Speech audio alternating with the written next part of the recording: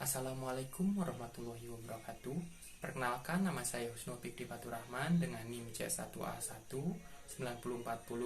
Di sini saya akan menampilkan pendidikan kesehatan perihal masalah asma. Selamat Assalamualaikum, selamat malam Bapak. Selamat malam. Bapak, perkenalkan, nama saya Husnul Fikri Faturrahman. Saya mahasiswa dari Stika Sukabumi. Sebelumnya, apakah benar dengan ini Bapak Pulan? Betul, saya Bapak Pulan. Bapak lebih senang dipanggil siapa, Pak? Pak Pulan aja lah. Oh iya, Pak Pulan aja ya, Pak ya. Bapak katanya perasaan Bapak hari ini apa? Bagaimana, Pak? Agak kurang enak nantinya. Oh iya, iya. Bapak katanya Bapak teh sering terjadi suara mengi kayak itu sering terjadi saat kapan, Pak? Ya, misalnya kalau agak dingin gitu ya, Oh napasnya agak susah. iya, iya, Pak. Bapak, di sini saya akan melakukan penkes tentang asma. Untuk kontrak waktunya kurang lebih 15 menit. Tempatnya di sini. Temanya yaitu tentang asma. Apakah Bapak bersedia? Ya, saya bersedia. Oh iya, Pak. Baik, bila begitu Pak, Bapak ini untuk ininya bisa dibaca ya sambil nanti diskusi sama saya. Nah, Bapak sebelumnya tahu nggak Pak asma itu apa, Pak? Ya, setahu saya sih yang suka meetingkan itu adalah penyakit ginjal. Ya benar Pak, itu juga sama Pak. Tapi kalau dalam hal medisnya tuh kayak ada asma tuh misalnya kalau kepicu sama bulu hewan, nah itu tuh nanti si saluran pernapasannya ada penyempitan Pak, sama ada peradangan. Nah jadi si suara itu tuh nanti keluarnya dari situ, jadi kadang nah, seperti itu ya Pak ya? Ya, Suaranya. betul. Berarti Bapak sejauh ini mah udah tahu lah ya. Ya, sedikit lah. Untuk ada juga Pak faktor penyebabnya nih dari asma teh. Ada juga dari keturunan sebelumnya. Kan kata perawat yang lain tuh Bapak nggak punya keturunan yang asma. Tapi mau nanya dulu Pak, Bapak punya kakek atau kerabat yang punya asma? Ya, mungkin ada nantinya. Soalnya pernah dengar cerita gitu. Oh iya, karena Pak faktor penyebab asma itu paling banyak itu akibat dari keluarganya langsung, jadi keturunan dari gen dari atasnya. Nah seperti itu Pak. Nah ada juga yang misalnya dari faktor ininya kayak alergen, seperti yang disebutkan di sini ada alergen. Tuh ada yang masuk kayak debu-debu yang memicu, itu kan udah ada dari faktor atasnya tuh. Nah ada juga debu yang memicunya tuh, jadi ke ini gitu Pak, ke picunya. Nah ada juga yang melalui kontak kulit kayak alergi ke perhiasan, logam atau jam tangan.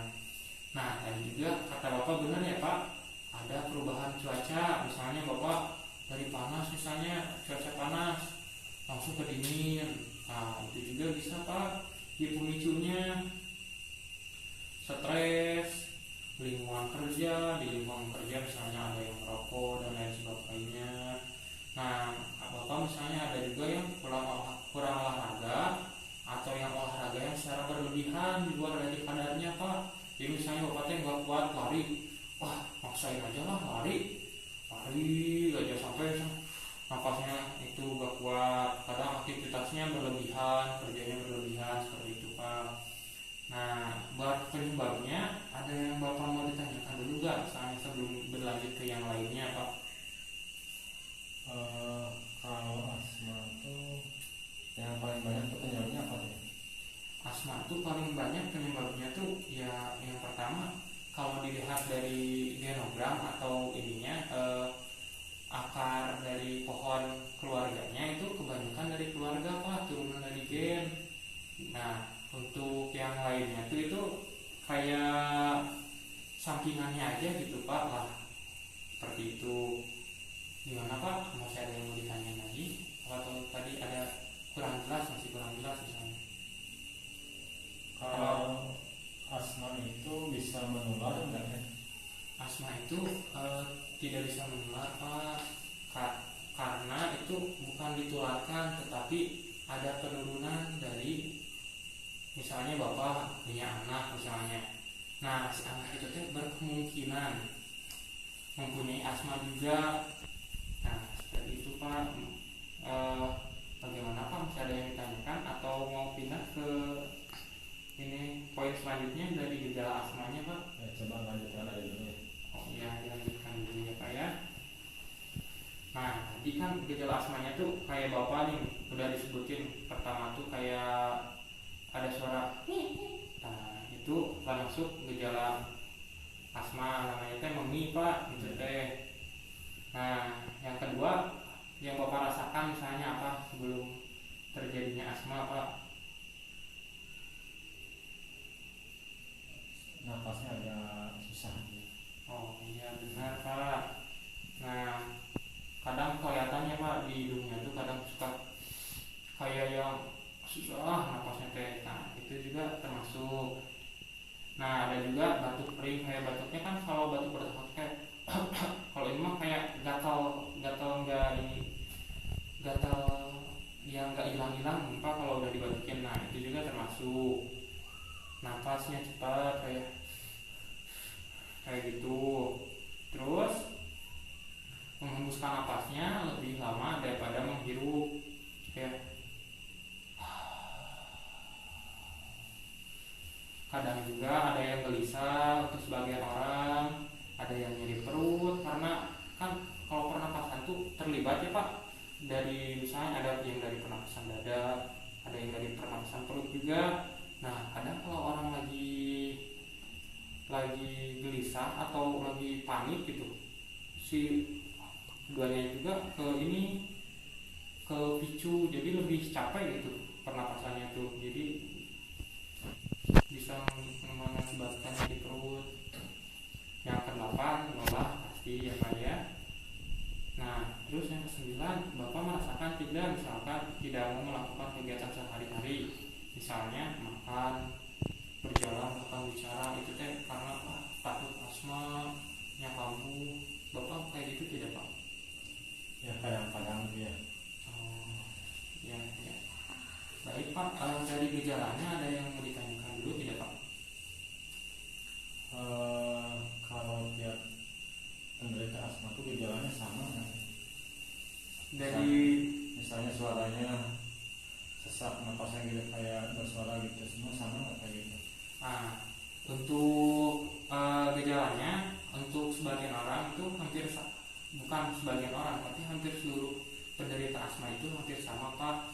Karena pada dasarnya asma itu kan adanya penyempitan Pak. Nah dari penyempitan itu tuh bakal kayak sesak napas cepat. Jadi ibaratkan mah kalau ada selang Pak, nah si selang itu teh misalnya ada penyempitan di sini, otomatis kan yang air yang ini tuh bakal lebih cepat ya, lebih ini tak. Ini juga sama seperti itu Pak. Nah, gimana Pak, udah jelas buat itu? Nah, buat selanjutnya Pak ada pencegahan serangan asma. Nah tadi kan udah dijelasin ya, kayak ada pahami seluk-beluk penyakit asma. Bapak dari penjelasan yang tadi kira-kira sudah menangkap belum asma itu kayak gimana sih? Asma itu sebagaimana yang tadi dijelaskan itu kan pertama gejalanya sesak napas, gitu ya. Kemudian asma itu ada faktor turunan, ada juga faktor lingkungan yang bisa dipahami lah seperti itu. Oh iya benar Pak, bagus dapat dipahami ya Pak.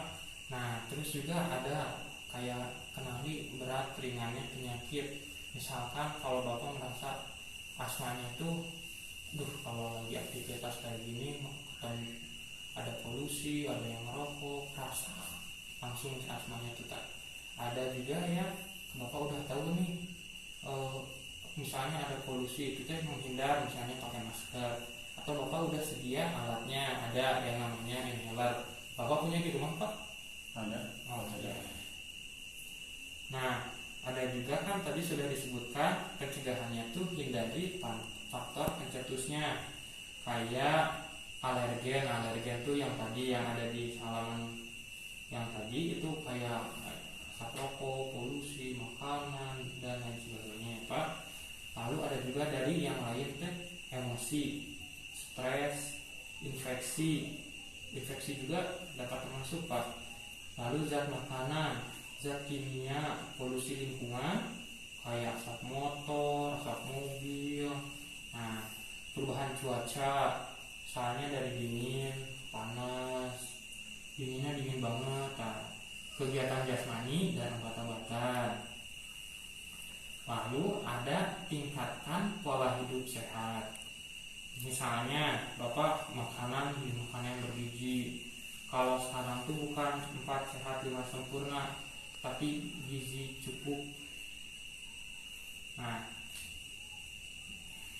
lalu ada juga minum yang cukup, istirahat, dan tidur yang cukup, dan olahraga teratur, serta hindari merokok. Sebelumnya Bapak merokok tidak, Pak? Ya, sebelumnya merokok sih.